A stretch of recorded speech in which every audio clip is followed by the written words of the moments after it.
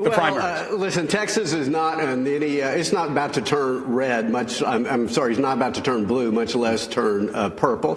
Clearly, we know that the Democrats have been energized. The real election comes in November, and I still believe that due to the Tax Cut and Jobs Act, that we are seeing a growing economy. We're seeing the lowest unemployment in 17 years. Wages we've seen the highest wage increase in almost a decade, and I think ultimately that's going to be reflected in the election in November. So the only thing I can say, though, is personally I'm not running for re-election, so I'm not paying quite as close attention to this as I once did. You know, but Jeb, you're known as a listener. So the reason I ask is, while all of those components that you put out there, let's assume for the purpose of the discussion they're all true. If we learned anything in the last election, it's that they are true. Well, I'm giving you the benefit of it because I don't, everything can be parsed, right, in terms of what matters and why and how. But let's assume everything is as you say. One of the lessons out of the last election is you got to listen to people on both sides, even if they're not your people.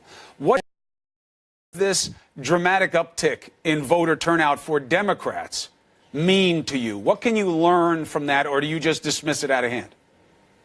Well, I'm not sure if I dismiss it out of hand. Again, as we know, these are the primaries. I'm going to wait and see what actually happens in November. But if some of your point is, should we in Congress work on a bipartisan basis? I can only talk about my House Financial Services Committee that I have the privilege of chairing. And we've passed multiple bipartisan bills, and we're trying to go to conference or trying to go and work out a bill with the Senate to provide some relief for our community banks, our credit unions, our small growth companies. I mean, we've got votes that took place on the House floor, 395 to 2, 417 to 0. So a lot of bipartisan work is taking place. I always try to listen to people and then do what's best. So, again, a lot of that work is taking place. Unfortunately, it rarely gets reported on various networks, including your own. It's mainly the controversy that is covered. But there's a lot of bipartisan work that's going on. And right now, over my shoulder in the United States Senate, as I think you know, they're supposed to take up a very important banking bill that we look forward to negotiating. Well, we're gonna talk about that. And the more that you guys do by working together down there, the men and women in D.C., the harder it is to just focus on all the reason you give us to criticize what's not going on down there. The tariffs first, then we'll get to the banking bill. This is not conservative orthodoxy that you use tariffs. No, not in the least. That you use a tariff as bait to a trade negotiation because of the fear of retaliation. Do you believe the president will go through with this? And if he is seriously considering it, what is your message to him?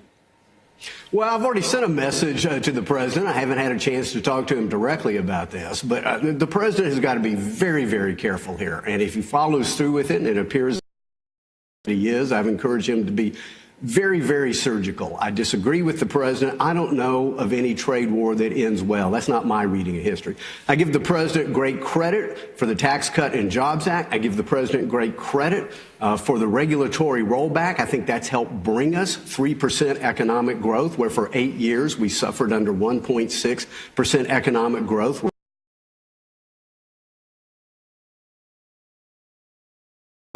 That he's made, and I don't see winners in trade wars. When you say walk back, you're worried about, apart from trade war, right? Because, look, he went off half-cocked saying that a trade war could be a good thing and we would win it. There's just no historical precedent for that. Let's just write that off as, a Trumpish statement. But in terms of the rollback, Republicans are making the case that we just gave a tax cut. Tariff is another word for tax increase. Well, of course it is. Consumers are going to pay it, and our employees in this country are workers.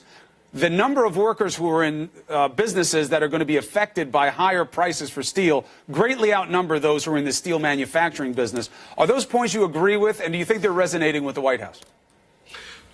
Well, I don't know if they're resonating in all sectors of the White House, but again, I'd call on the president to pay very careful attention. I think I have the numbers roughly correct, but we may have 150,000 people employed directly in the steel industry, but we have millions who take that steel and they fabricate it into something else. I mean, I've heard from 2 factories in my congressional district in Texas.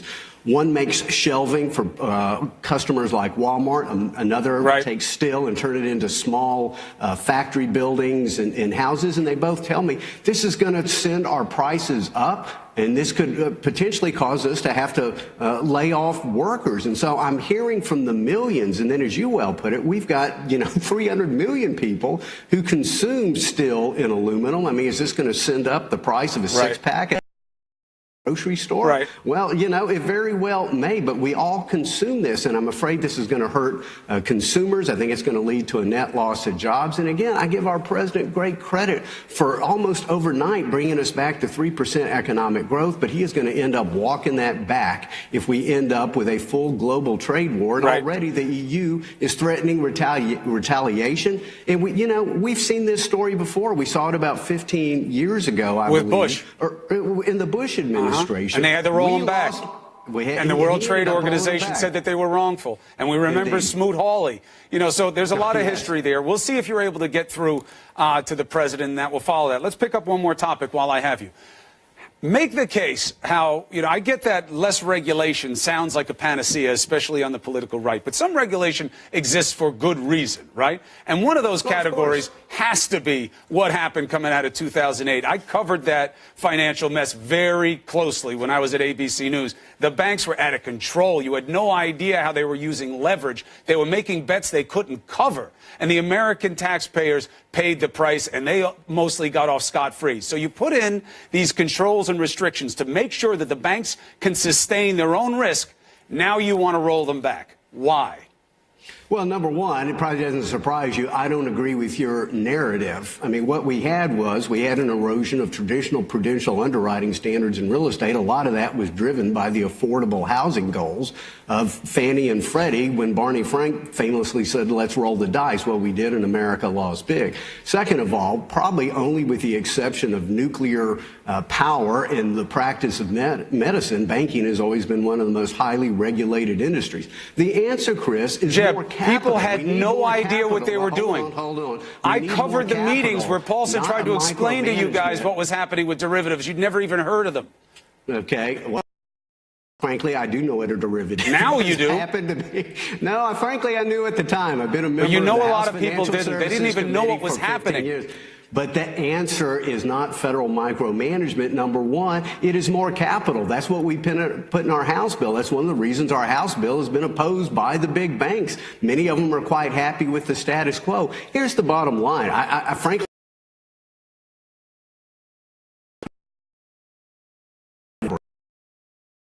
that's going to help community banks and credit unions, and we're losing one a day. Let's put it this way, Chris. I don't believe in too big to fail banks, but if I did, it would be limited to maybe 8 or 9 banks. I mean, a community bank that's 0.002% the size of J.P. Morgan shouldn't be laboring under a similar set of regulatory burdens. And again, we're losing one a day. That may be a fair point, but you're letting a lot of big banks get away from regulation with what you're proposing right now. How?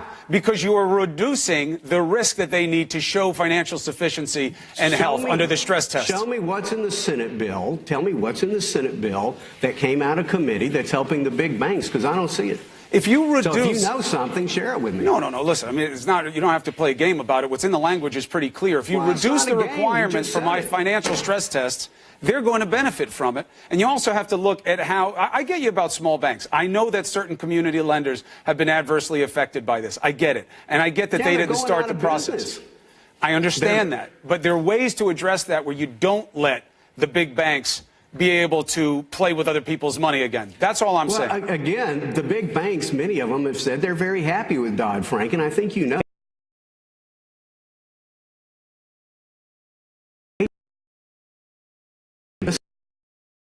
As a competitive advantage. I mean, go and look at what people have said at Goldman Sachs.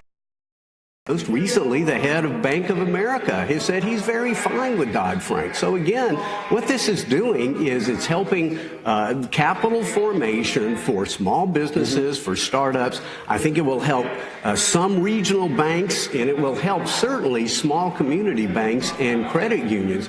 But I haven't seen anything in the Senate bill, and again, it hasn't come off the floor yet, but I haven't seen anything in the Senate bill that anybody with a straight face can argue is helping the big banks. Listen, I don't consider them friend. I don't consider them foe. No, it's not about making them to help the economy. It's not about making them enemies. It's about keeping the rules fair. But let's do this, Jeb. I'm out of time here. Let's see how it comes out of committee. Let's see how it gets argued on the floor. And please come back and make the case to the